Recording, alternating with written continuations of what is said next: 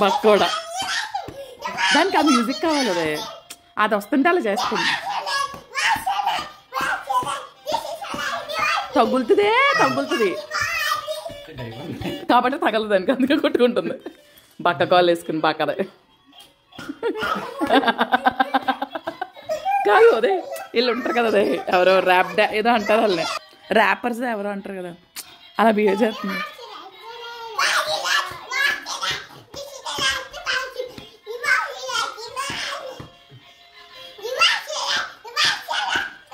ఇప్పుడు చూడు